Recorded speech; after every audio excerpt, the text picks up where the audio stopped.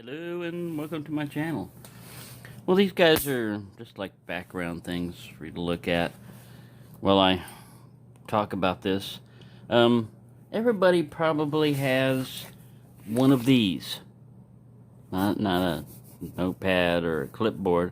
A knife budget. And I'm just going to talk about how I do mine, whether it works or not.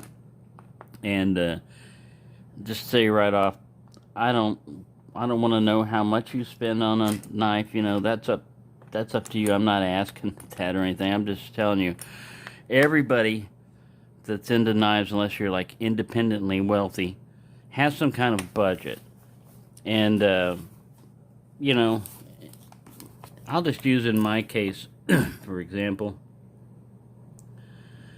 I usually have like $100 a month.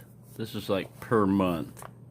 I usually have about like $100 that I can spend on knives. A lot of times I exceed that, and I don't want to. I'm trying to say, all right, I consider this amount of money per month on knives to not be excessive. And one of the ways I control that is when I get paid once a month. So this pretty much forces you to have a monthly budget. You know, and if you get paid every 2 weeks or you get paid every week, it's pretty easy. You can just, next week, you're not going to have to wait very long before you get some more money in. But when you get paid once a month, and I'm barely above poverty level, so this is how you have to budget stuff like this. So if you say, well, I'm making $60,000 a year and I can't afford. You can, you just have to budget things. So you set up whatever your level is, as far as like a budget goes for knives. If you say it's, like 250 or 350, then fine. You've got more options. You've got more things that you can do. Now, in my case, if I have $100 to spend per month, it's all on how long can you go without buying a new knife before you feel like you're being deprived, like your prisoner is being deprived of food and water, shelter. This is inhuman. I need a knife. I need a knife right now. I demand a knife. If you're like that, then you're better off getting a certain amount of knives per month, and you don't have to purchase them all at once. That's kind of another trick that I learned is, all right, if you got $100 a month, spend $50 right away if that's what you're, if you need a knife fix, and then another $50 at the middle of the week. So you'll always have, that knife fix coming in. And that's another thing that I found. For me, it does not depend on the value of the knife as much as getting a new knife. So if that can satisfy, if you're into that particular situation, well, you're lucky.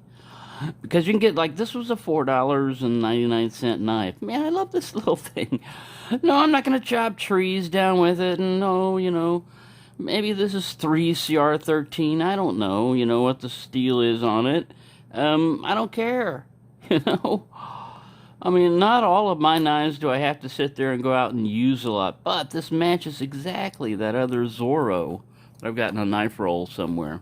So anyways, as far as myself, a $5 or $10 knife or $15 knife can give me that thrill. And what is this thrill? Some of it is, like you got to hunt down the knife. Well, some people really love that. They're into GECs where they've got to get on a certain forum, certain waiting list. They wait and they hope and they slaughter a chicken or whatever is required, to appease the knife gods. And they might, get their knife. And when they do, they really do have a sense of satisfaction because they've accomplished something that's not easy to do, which is have the patience and the money and the time and the effort to chase this stuff down. I'm not into that, I like them. I've got 3 GECs.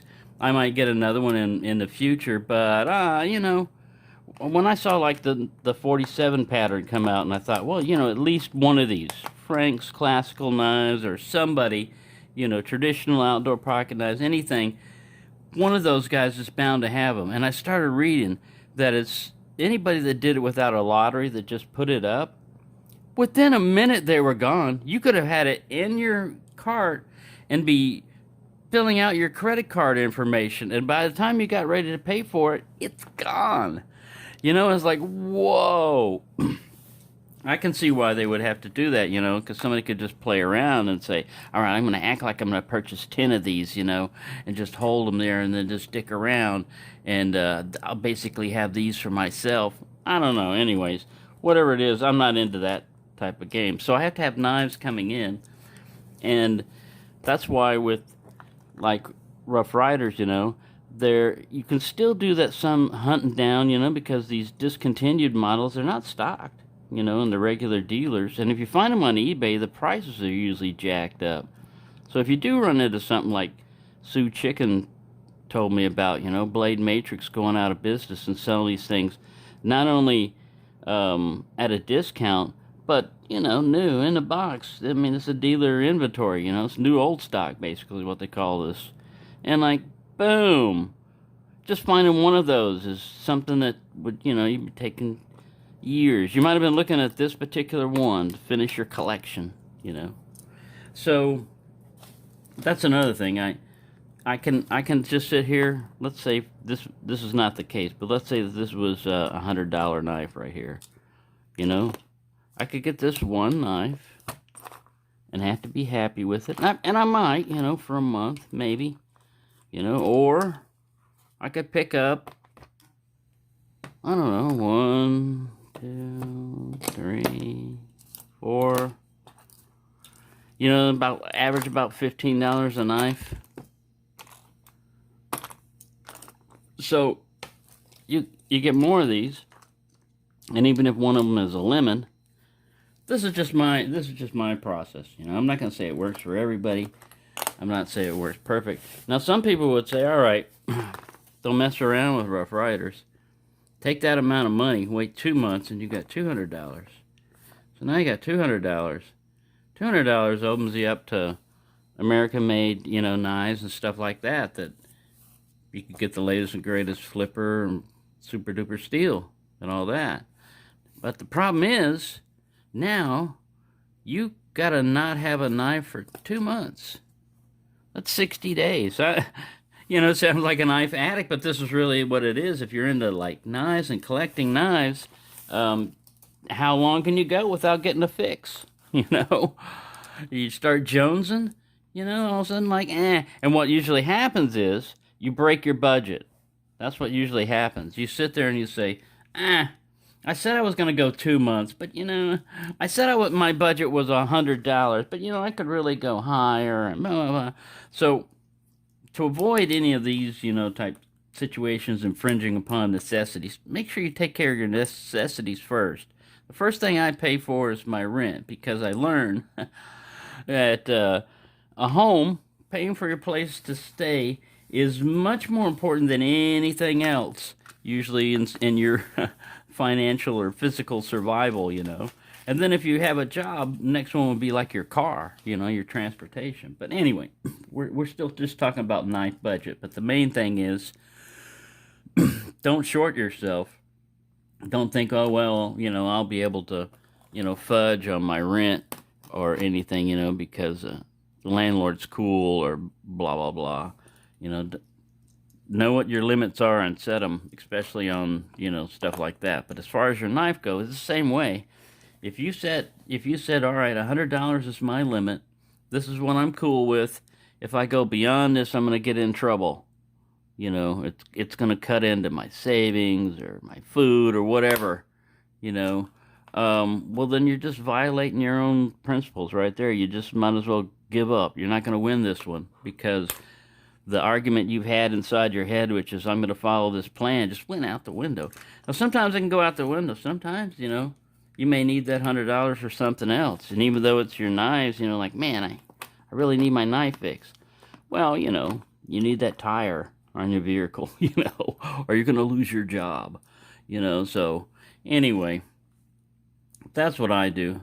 I just try to get with, like, inexpensive knives. Now, the one that I've got coming in that's supposed to arrive in like 2 or 3 days, the Rhino toe. It's it's one of these. It's one of these expensive ones, And this one is really gonna test my thought about Rough Rider reserves and made in America and stuff like that. Because for the price that I'm paying for this one, it's about like $70 for the Rhino toe. I could have gotten a case knife for that, And the next knife I was looking at was a case, like Trapper Lock. I was looking at something like that. So, see, this is a nice drop point, spear point type of effect. That's what I was looking at. Trying to do a little bit on that zombie one. Like I said, it had writing on the back. And that's another thing. With an inexpensive knife, like a Rough Rider, which has availability, like if you screw something up on it, like, man, even though I put glow on this, the buckshot bone is a really popular pattern. You really can't see that with this. This is really hard to get. Well, this comes off. I mean, it can. It's epoxy. It might mess it up. But you could probably get another one. But if you were trying that on a GEC, let me modify. I'm going to make my GEC an easy open. Well, yeah, if you're talking about investment and everything, there went your retail. There went your markup value, because that's not standard. Sometimes even if you sharpen one of them, they look at them and they go, that knife's been used. Its value is going to go way down. Well, of course it's been used. It's a knife. Jeez, you think I'm going to pay $600 for a knife and not use it? Well, if I did pay $600 for a knife, that would mean that I'd had to go out without a knife for 6 months. So, I'd get a knife after 6 months and not use it. Now I'd probably try to use it, And there go the value. So that's another thing is why people. This kind of reminded me also. Tobias was talking about a video, about collecting. He's got like a 4-part one on case. I think I've seen part 1. I'm still waiting for the other ones, but it's pretty cool. He just started talking about case and he realized, man, I gotta break this down at the segments. It's getting too long. I feel the same way on this, on like a knife budget, because it should be simple, but it's not. It's not easy, because you find something on sale. You spent your money. You spent your $100 or whatever, and then something you've been waiting for a long time just pops up, and it's limited time. It's discount. That's that fear of missing out and stuff too, that Nick Shabazz did on one of those. Is don't let that get to you, like jack up your anxiety that you've got to have it, or else.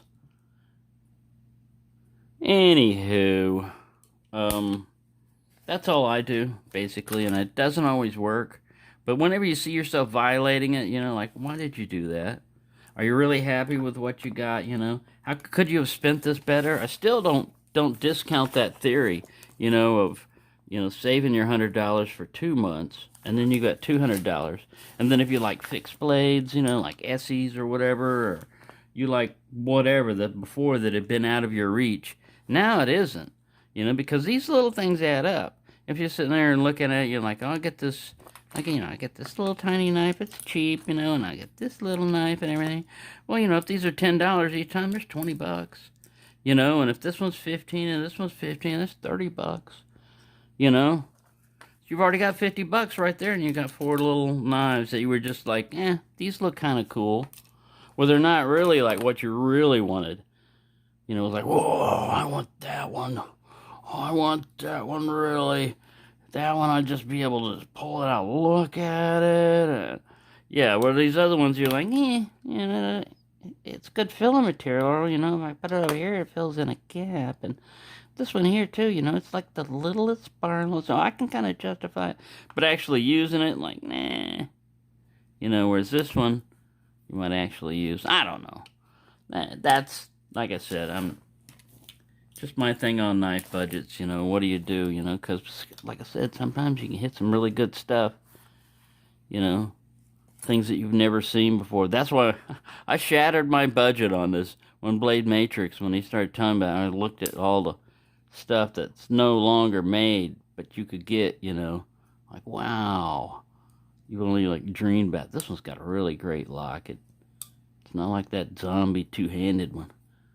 This one's easy. One-hand pimp. But yeah, anyway, there you go. I've rambled on too much. But yeah, whatever your knife budget is, stick with it if you can.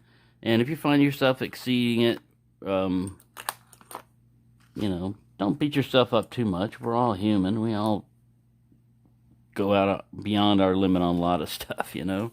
But just try to fix it, you know, so that you can stay within your budget, and then you'll be happy. You can do other things too, you know, like sell knives. You know, if you've got higher value knives, you could sell them, you know, make some money and still get more knives and stuff like that. But to me, I think the main thing is figuring out how long can you go without getting a knife? How does it have to be an expensive knife to make you happy, or does it have to just be a knife that you looked at and said, that's kind of interesting. I'd like to have one of those. Doesn't matter. You know, if this is only like $13 or whatever, eventually it has some of that hunt down mystique value because Smokey doesn't stock them anymore. Who knows when they're going to get them in? Neither do a lot of other ones, you know. You can't find them on eBay. All of a sudden, man, this thing says rare as a GEC. And people will start paying what's considered big bucks in Rough Rider. All right, say this one's $13. They might start paying $30, you know, to get one. That's 50% markup right there on a knife that all somebody had to do was sit on if they were trying to flip them. Because I know that a lot of us, you know, if you're a collector and stuff, doesn't matter what it is. You know, if you're collecting matchboxes. I'm not collecting matchboxes, by the way. I think this is cool. But if you're collecting matchboxes, to anybody else, it's like, that's a match. I don't care. I don't care what it says. I bet it's just got sulfur or something on it, and when you spark it, it fires up. Yeah, it's called a match, you know. But for somebody who would collect them, they might pay big bucks for them. One man's trash is another man's treasure. So, anyway, I already said I was going to shut up. Look at it, 17 minutes. So, it's going to take forever. Thank you for watching for this long. And, yeah. Thank you for watching. And have a great day or night or evening or whatever, however you measure time on your planet.